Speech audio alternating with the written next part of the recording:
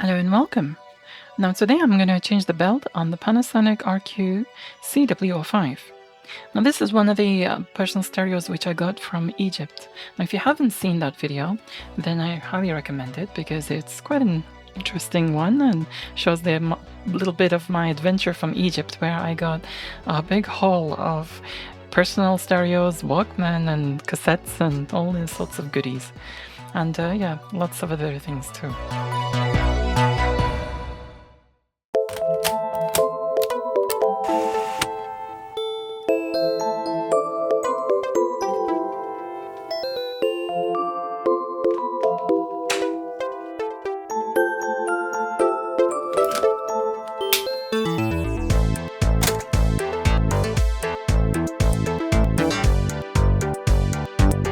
So these two cassettes go well with this one. Yeah.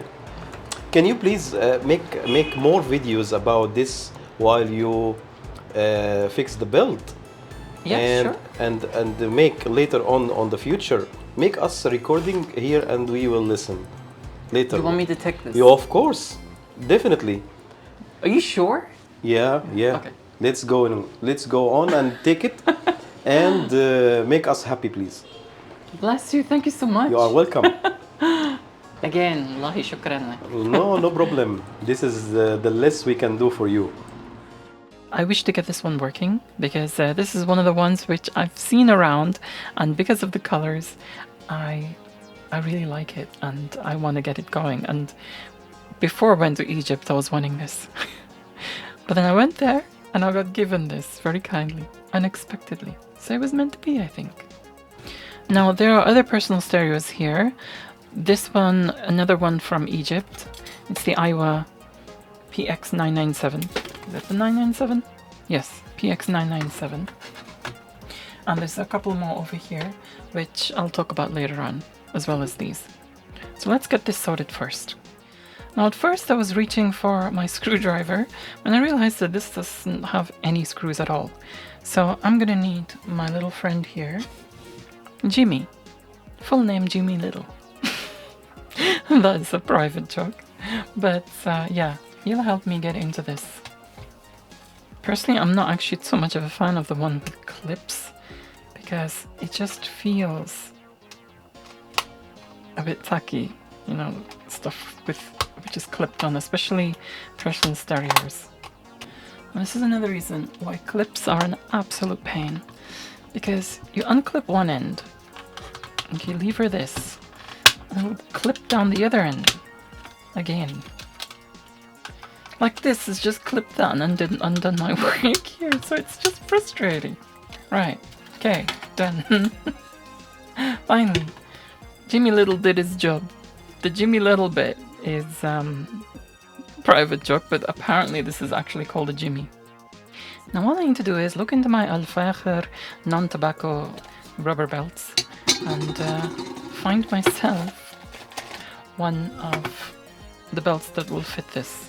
Most of the time, the drive belts, the assorted drive belts which I've bought... Shut up, this is annoying. Stupid tin lid. I bought and consolidated in here. Yeah, I tend to find one that's the fit. There's only been one occasion where I've not been able to find a good fit. And that is one of the Panasonic Personal stereos over there. Again, from my childhood. I've gone through quite a few of these, I think. Right, let's see. This one or this one? I think this one feels a bit loose, so I think it's going to be this one. It's the smallest belt that I've ever used in a personal stereo. This. Here is the famous tool Yes. for the Egyptians back then to rewind the tapes. A lot of things in common, I think. This is the common things of tapes. Yes. among all the nations. Rich, you're gonna love this. He's got quite a few of these. There seems to be a few here, different ones. I'm not sure what the different colors are. There's Thompson here. There's some very interesting. I'm not actually come across. I think Rich has both of these. I love this purple sort of Bitinjan, aubergine, sort of. I don't almost. know. I don't know the name of this vegetable or Aubergine. fruit. Aubergine. Oh, Bitinjan, yeah. aubergine, yeah. Yeah. Okay, got myself some batteries. Back when, back when any loop was Sanyo branded. I still have them. The first I remember first getting them. See, tab broken. Little one here. So annoying, these tab systems.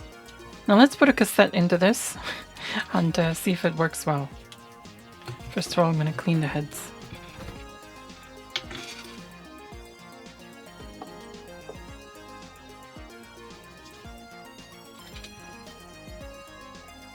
Hold on a moment. This needs more than one belt. There's another one here, underneath. You know, for a moment there, I thought this was going to be a simple, probably the simplest restoration. But I guess not. There's got to be something more complex. Okay, so we've got into it. Oh my goodness. I hope this is not some weird crisscross thing that needs to be done here. Yeah. And I hope it's not a thin belt.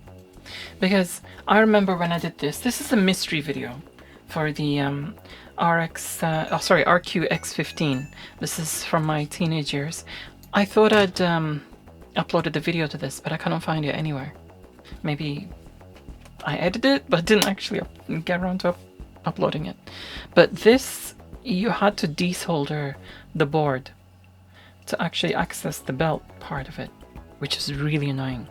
It was just, apparently they're notorious for this, because one of the ones which I do want to restore, another Panasonic one, has the same thing. You got to desolder the board to actually, and there's like 4 or 5 points at one side that I had to desolder here, and then lift it up, and then you've got access to the belts.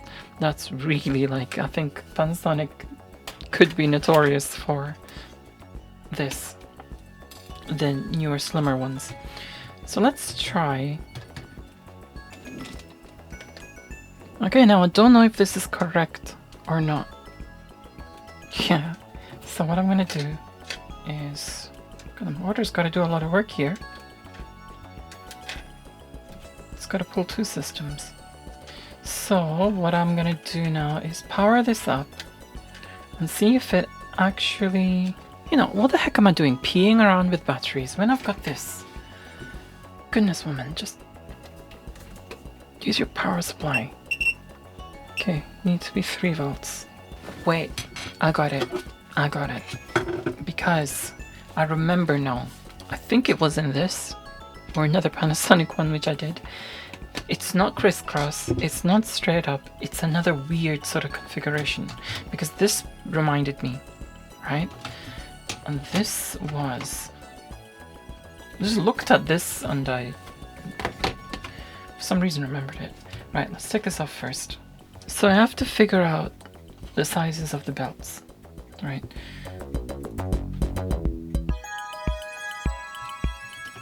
Both of the belts. So let's first concentrate on the bottom belt, which is this. And we put that under here. Gonna need tweezers for this, I think.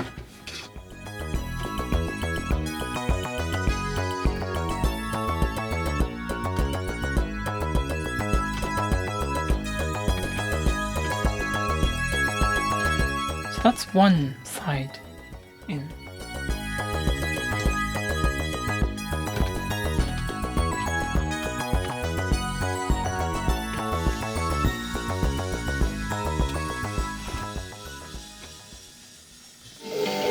It's running way too slow.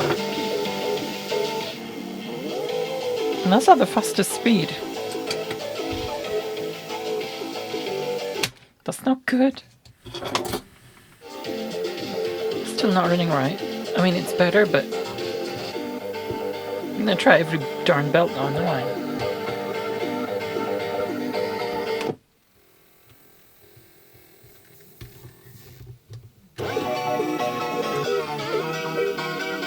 Maybe it's the belt then, because that's faster than it should be. just needs a softer belt. These are, I think, too hard. Like, they're not very elastic. That went into its perfect position, I did notice that.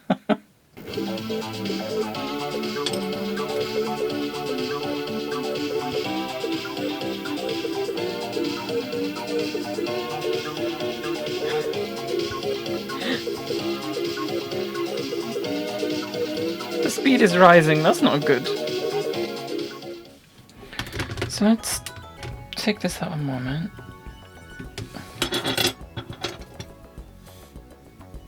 Please have a well, because a lot of these mortars, for tape decks at least, they don't have a well. Let's get good old Jimmy. Let's turn the power off so it's short something.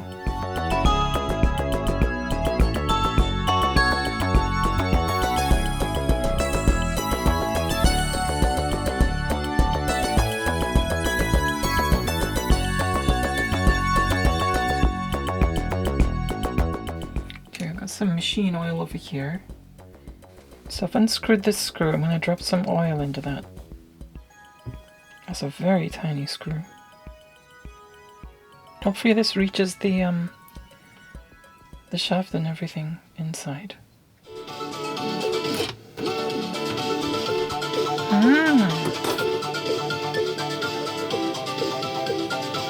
So that is the way to oil it, because when I inserted the thingy there, it crushed against the thing.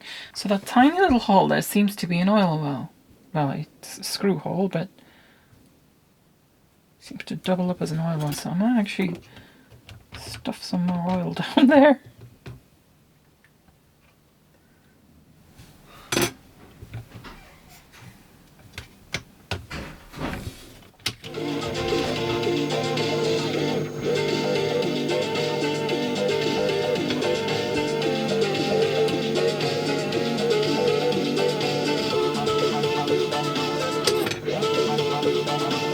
So let's get my ears used to the original again.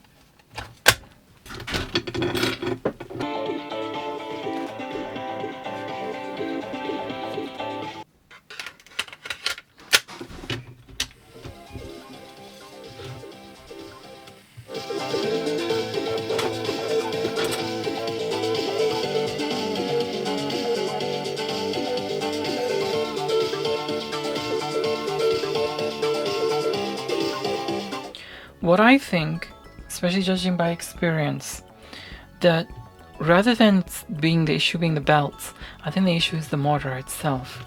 This motor seems to be, I've gone weak, right? So I've oiled it and everything, but it still seems to, and a couple of my tip deck motors, this has happened to, you know, Senor Sanyo, one of the earlier ones which I restored. The belt was fine. I need to get a replacement motor for that one. This one, however, it's doing the same thing. On the Matsui, which I took to Egypt to record things off the radio, this one had the same issue. It just, as the tape went on, the speed of the motor changed, which means that it's kind of like a weak motor, or it's weakening or something like this. Senor Sanyo does the same, and this seems to do the same thing. So I think it's just going to have to be a motor replacement, a disc motor replacement. Now I've had this combo since the early 2000s. This one I bought, right, the head cleaner with brushes. But this one belonged to my brother. He bought this in the mid-90s from Tandy. As you can see, it's a Radio Shack demagnetizer. And I always found this quirky. Now, I'm not sure, you know, with regards to head demagnetizing, I'm not sure if it's an actual thing or not, if it makes the big difference or not. You know, something, there's still a debate between them. Please comment down below what your thoughts are on demagnetizing heads. Does it work? Is it a fad? Is it, you know, it's like this kind of thing. Now, as you can see there, all it is, you know something, everyone keeps pairing up pencils with cassettes. It's not pencils that worked for me, it's big pens. But this is all I have at the hand at the moment. As you can see, it's just two contacts around 2 millimeters apart, going up and down as the reel turns. of course, when you insert the tape, it turns on. The demagnetizer turns on when something clicks that switch there. So this obviously has got a battery inside, and you can replace it there, button, cell battery.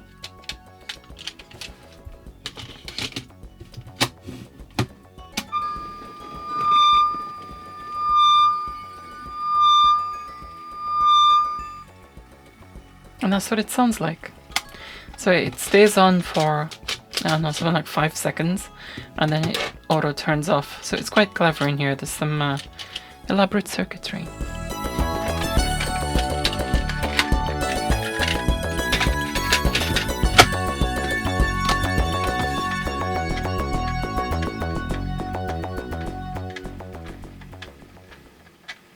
Okay, back here now, I recorded something onto this cassette. And I think I'm gonna like the blues, the different kind of blues on this with the orange.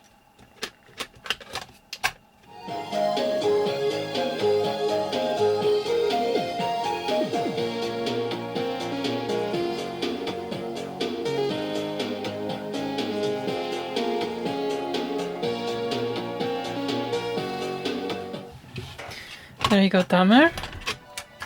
You got to see that happen. This tape play in this player, and I'm very happy to do it. I'm very happy this is a complete success now. Yes, this is not 100% stable, but I think that's because of the motor more than anything else. And I think replacing that motor, there's one over here. I know this, I've got a little stash of motors actually. There's one here, this disc motor, which seems to be common in other players, but when I measured it, this one's 10 millimeter from top to bottom, this one's 12 millimeter from top to bottom, so this is not going to fit in that, as in height wise, unfortunately. But this is itself from an old. If the motor can be replaced, that'll be much better. But to be honest, it's way stable than it was yesterday, which is good at least. But in future, if I find a motor for this, I've been struggling to find one, I did look around. If I do find a motor for this, I'm definitely replacing it.